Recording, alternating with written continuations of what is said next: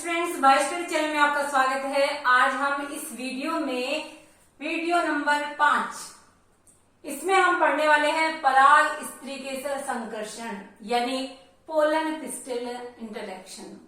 यानी कि pollen grains वर्तिकाग्र पर जब गिरते हैं तो क्या वर्तिकाग्र उसको स्वीकार कर लेती है, अगर स्वीकार नहीं करती है तो उस कंडीशन में क्या होता है। पोलन पिस्टिल इंटरेक्शन में कंप्लीट प्रोसेस कहां से कहां तक की आती है। गाइस ध्यान से देखिएगा इस वीडियो को, पिछले वीडियो आप देखते रहिए। इस वीडियो में आपको पोलन पिस्टिल इंटरेक्शन पराग स्त्रीकेसर संकर्षण यानी पारस्परिक क्रिया क्या होती है। गाइस ध्यान से देखिए, पराग जो पराग होता है, परागकण होता है, इसके अवस्थित होने से लेकर वर्तिकाग्र पर पोलन ग्रेन जब गिरता है तो यहां से लेकर के बीजांड में परागनलिका के प्रवेश तक की घटनाएं। वर्तिकाग्र पर पोलन ग्रेन गिरा, वर्तिकाग्र ने पोलन ग्रेन को स्वीकार किया और परागनलिका बीजांड तक जाती है। तो ये जो कंप्लीट प्रोसेस होती है इसको हम कहते हैं पोलन पिस्टल इंटरेक्शन। ये प्रवेश तक की बीजांड यानी ओव्यूल में परागनलिका का जब तक प्रवेश होता है तब तक की पूरी घटना जो है पोलन पिस्टल इंटरेक्शन या पराग स्त्रीकेसर संकर्षण कहलाता है। अब देखिए परागण की क्रिया वास्तविक रूप से होती क्या है। परागण की क्रिया में वर्तिकाग्र का क्या रोल होता है, किस तरह से पोलन ग्रेन्स को स्वीकार करती है या नहीं करती है। गाइस फोकस रखिएगा, बहुत मस्त वाला टॉपिक है। परागण की क्रिया में सही परागकणों का स्थानांतरण सुनिश्चित करता है। परागण की क्रिया तभी संपन्न होगी जब पोलन ग्रेन्स सही टाइप के हैं, यानी कि जो वर्तिकाग्र है वो उसको स्वीकार कर लेनी चाहिए। सुयोग्य परागकण होने चाहिए। स्त्रीकेसर पराग अंकुरण और परागनलिका की वृद्धि को अस्वीकार कर सकता है। यानी कि जो वर्तिकाग्र या पिस्टिल रीजन है यानी जायांग वाला भाग है वो परागकण की या परागनलिका की जो वृद्धि होती है इसको बीच में ही संदमित कर सकता है, पराग अंकुरण को भी रोक सकता है। पराग सही प्रकार का है यदि पोलन ग्रेन्स सही प्रकार का है यानी पोलन पिस्टल इंटरेक्शन सही हो रहा है तो निश्चित रूप से जो निषेचन के बाद की घटनाएं हैं वो ऑटोमेटिक चलती रहेगी। कहने का मतलब है निषेचन पश्चात घटना को प्रोत्साहित करेगा। ये जो इंटरेक्शन होता है पोलन पिस्टल इंटरेक्शन, परागकण वर्तिकाग्र पर गिरता है तो गाइस ध्यान रखिएगा एक रासायनिक संकर्षण वहां उत्पन्न होता है, एक रासायनिक इंटरेक्शन वहां होता है, केमिकल्स का वहां पर उत्सर्जन होता है और ये रासायनिक घटकों के द्वारा संकर्षण होता है। अब जब पोलन ग्रेन्स वर्तिकाग्र पर गिरते हैं तो कई ऐसे पादप होते हैं जिनमें दो कोशीय अवस्था में पोलन ग्रेन्स गिरते हैं। कई ऐसे पादप होते हैं जिनमें तीन कोशीय अवस्था आ चुकी होती है। तीन कोशी की अवस्था क्या, एक तो जो जेनेटिव सेल है जनन कोशिका होती है और एक होती है काय कोशिका, ये तो होती है दो कोशी की अवस्था। और यदि गैमेट फॉर्मेशन भी हो जाए तो वो होती है तीन कोशीय अवस्था। यदि दो युग्मक भी बन जाते हैं तो वो तीन कोशीय अवस्था बन जाती है। तो इस तरह से कुछ पादप ऐसे होते हैं जिनमें जो है दो कोशी की अवस्था में पोलन ग्रेन्स गिरते हैं, कई ऐसे पादप होते हैं जिनमें तीन कोशी के पोलन ग्रेन्स गिरते हैं। गाइस पढ़ना है, आपको मेहनत करनी है और प्रतिस्पर्धा के इस युग में आगे बढ़ना है। और आगे बढ़ने का तरीका मैं आपको बताती हूँ कि कई बार आपसे एक छोटा सा क्वेश्चन मैं करती हूँ। छोटा सा क्वेश्चन ये है कि अगर आपको ये कहा जाए कि इस लाइन को छोटा करिए, आप इस लाइन को छोटा करने के लिए आपको कहा जाए कि इसको मिटाइए भी मत और फिर भी छोटा करिए, कैसे करोगे। इसका एक तरीका मैं आपको बताती हूँ कि इसका छोटा करने का तरीका यह है, आप इसके बराबर में दूसरी बड़ी लाइन खींच दो। इसका मतलब क्या है कि प्रतिस्पर्धा चल रही है, आज का टाइम है प्रतिस्पर्धा का और इस समय आपको अपने आप को सुदृढ़ करना है, लगन के साथ पढ़ना है और लगन के साथ पढ़ोगे तो निश्चित रूप से सफलता आपको प्राप्त जरूर होगी। तो गाइस ये नोट डाउन कर लीजिए ताकि जो पादप में 2 कोशिकीय और 3 कोशिकीय अवस्था में पोलन ग्रेन्स जो मुक्त हुए हैं वो बीजांड तक किस तरह से पहुंचते हैं, ये मैं आपको क्लियर करती हूं।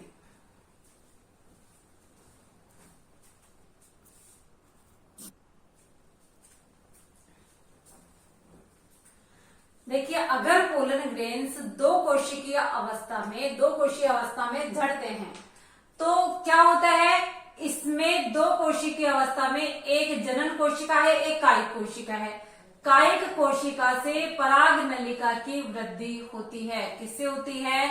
कायिक कोशिका बनाती है पराग नलिका।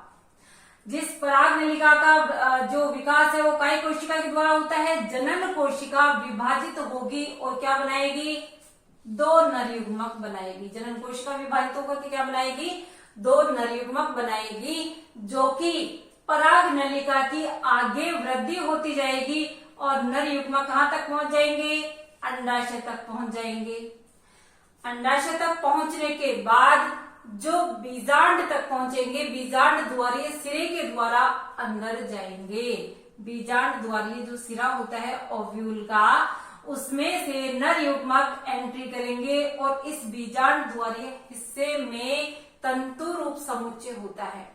फिलीफॉर्म अपैरेटस होते हैं, तंतु रूप समुच्चय होता है। सहायक कोशिकाएं यहाँ पे होती है जो कि इस नर युग्मक की दिशा निर्देशित करती है, यानी पराग नलिका को आगे बढ़ने में मदद करती है, सहायक करती है।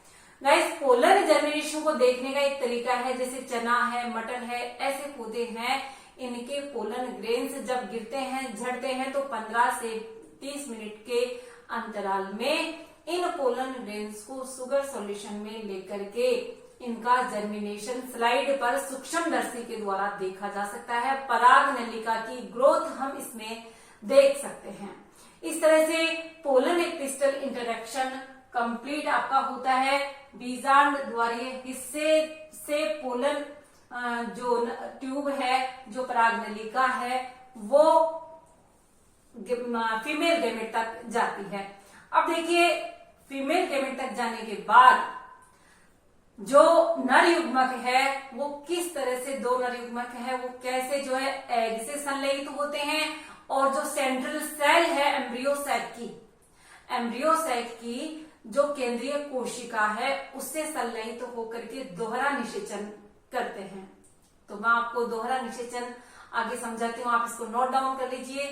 चैनल को सब्सक्राइब नहीं किया है गाइस, चैनल को सब्सक्राइब कर ले और कंटिन्यूअसली वाचिंग करके नोट्स बनाएं।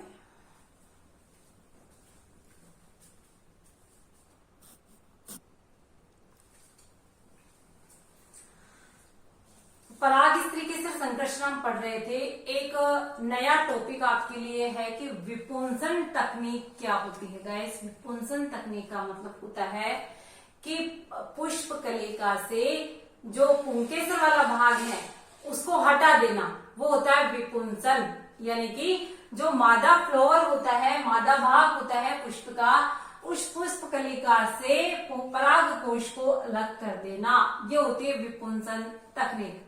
इसमें क्या होता है कि मादा जो भाग है उसको सुरक्षित रखा जाता है और जो पोलन ग्रेन्स जहां से निकल करके गिरने वाले होते हैं उसको हटा दिया जाता है, चाहे गर्म पानी के द्वारा हटाया जाए, चाहे चिमटे के द्वारा।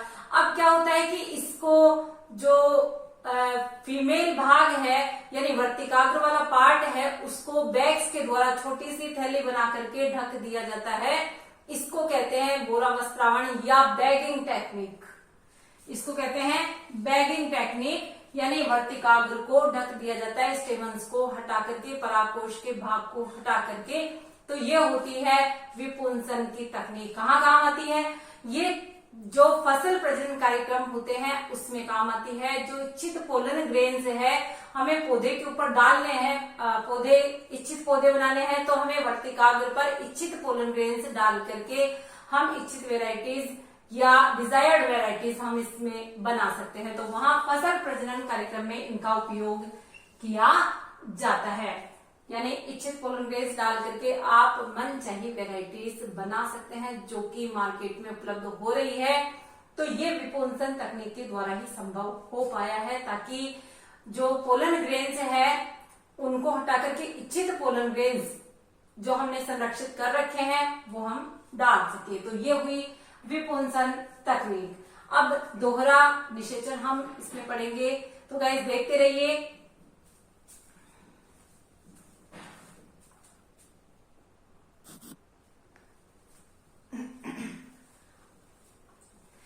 परागस्त्री के संकर्षण होने के बाद दोहरा निषेचन किस तरह से संपन्न होता है गाइस? क्योंकि दो नरयुग्मक पोलन ट्यूब के द्वारा अंडाशय और ओव्यूल तक जा चुके हैं, फिलीफोम अपैरेट्स के द्वारा या तंतुरूप समुच्चय के द्वारा नरयुग्मक एम्ब्रियो सैक में प्रवेश करके ये दोहरा निषेचन कैसे संपन्न करेंगे? बिल्कुल फोकस रखिएगा, ये जो कंप्लीट प्रोसेस है ये भ्रूण कोश में संपन्न हो रही है। अब देखिए दोहरा निषेचन कैसे संपन्न होता है। पराग नलिका का सहाय कोशिका में प्रवेश, पराग नलिका तंतुरूप समुच्चय के द्वारा ओव्यूल में प्रवेश कर चुकी है। दो नरयुग्मक मुक्त करना, दोनों नरयुग्मक जो है अंदर मुक्त हो चुके हैं। अब दो नरयुग्मक में देखिए क्या होता है, एक नरयुग्मक अंड कोशिका की तरफ गति करेगा, एक नरयुग्मक अंड कोशिका की तरफ गति करके केंद्रक से संगलित हो जाएगा और युग्मक संलयन करेगा। बच्चों ध्यान रखिएगा, ये जो युग्मक संलयन होगा इससे जाइगोट फॉर्मेशन होगा, युग्मनज बनेगा और इसी से एम्ब्रियो फॉर्मेशन होगा, यानी कि भ्रूण बनेगा। बिल्कुल। अब देखिए ये तो हुआ एक नर युग्मक के द्वारा। अब दूसरा जो नर युग्मक है उसका क्या कार्य है? दूसरा जो नर युग्मक है ये वाला, ये जो इस एम्ब्रियो सैक में 3 कोशिकाएं यहां थी, 3 यहां थी, एंटीपोडल सेल्स और सहायक कोशिकाएं और अंड कोशिका, और बीच में सेंट्रल सेल थी जिसमें 2 न्यूक्लियाई थे। तो दूसरा जो नर युग्मक है इधर से प्रवेश करने के बाद एक ने तो एग सेल से प्रवेश जो संगलित हो गया, दूसरा नर युग्मक इस सेंट्रल सेल से संगलित होएगा, यानी कि जो 2 न्यूक्लियाई है पोलर न्यूक्लियाई सेंट्रल सेल में, यहाँ पर ये दूसरा नर युग्मक इन दोनों ध्रुवीय केंद्रकों से संलयित हो जाएगा और 3 अगुणित केंद्रक एक साथ हो जाएंगे, 3 अगुणित केंद्रक संलयन होगा, 3 अगुणित केंद्रकों का संलयन होगा, जिससे क्या बनेगा? त्रिगुणित प्राथमिक भ्रूणपोष केंद्रक। क्या बनेगा? त्रिगुणित प्राथमिक भ्रूणपोष केंद्रक का फॉर्मेशन होगा और इस केंद्रक से कोशिका का फॉर्मेशन होगा, प्राथमिक भ्रूणपोष कोशिका बनेगी और अंत में भ्रूणपोष फॉर्मेशन हो जाएगा, एंडोस्पर्म। नारियल सबने देखा है, नारियल पानी आप लोग पीते होंगे, नारियल पानी आप पीते हो, वो लिक्विड एंडोस्पर्म होता है, फ्री न्यूक्लियाई उसमें होते हैं गाइस, ये होता है, इस तरह से बनता है एंडोस्पर्म। ये पूरी प्रोसेस हो रही है, वो कहाँ हो रही है? ये हो रही है भ्रूण कोश में। कहाँ हो रही है? भ्रूण कोश में हो रही है। बात समझ में आ रही है किस तरह से दोहरा निषेचन हुआ, किस तरह से जाइगोट बना, किस तरह से एंडोस्पर्म फॉर्मेशन हुआ। गाइस वीडियो को लाइक नहीं किया है, लाइक कर दे, चैनल को सब्सक्राइब जरूर करें। Thanks for watching.